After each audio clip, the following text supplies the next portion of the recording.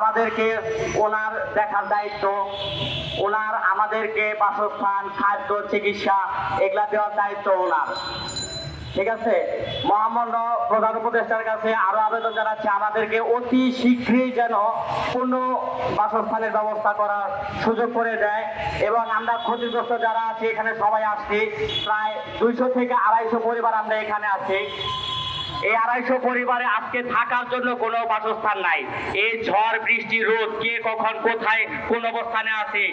আমাদের এখানে যে জঙ্গল, যে অবস্থা, দিনের বেলায় শিয়াল আইসা টাইনা নিয়ে যায়। দিনের বেলা আমরা নিরাপদ থাকি না, তাহলে রাত্রে কিভাবে থাকি? ঝড় বৃষ্টির সময় আমরা কিভাবে ছেলে বাচ্চা নিয়ে আমরা বসবাস করি? আর এমন টাইমে আমাদেরকে ঘর বাড়ি উচ্ছেদ করে দেওয়া হয়েছে সরকারি ছুটির দিন। কোন দেশে কোন আইনে আছে যে সরকারি ছুটির দিনে সরকারি কার্যক্রম চালু থাকে? সেই জবাব চাই আমি প্রধান উপদেষ্টার কাছে। ছুটির দিন, সরকারি ছুটির দিন কিভাবে আমাদেরকে উচ্ছেদ অভিযান করে আমাদেরকে উচ্ছেদ করে ঘর বাড়ি ভাঙচুর ঘুরিয়ে দেওয়া হলো।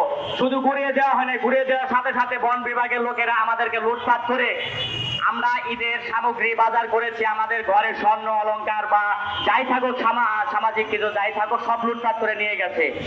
এটা কি দেশের কোনো আইনে আছে ঈদের ছুটির দিনে বা সরকারি ছুটির দিনে আমাদেরকে এইভাবে উচ্ছেদ করে দিয়ে লুটপাট করে নিয়ে যাবে? আমার জানা নাই কোনো দেশে এরকম আইন আছে। তাই মহামান্য উপদেষ্টার কাছে আমি আবেদন জানাচ্ছি অতি শীঘ্রই যেন আমাদেরকে তাড়াতাড়ি করে দ্রুত করে পূর্ণ ব্যবস্থানের ব্যবস্থা করে। তাই সবার কাছে আমি আশা করি। আসসালামু আলাইকুম, এই বলে আমার কথা শেষ করলাম। বিসমিল্লাহির রহমানির রহিম। আউযু বিল্লাহি মিনাশ শাইতানির রাজিম।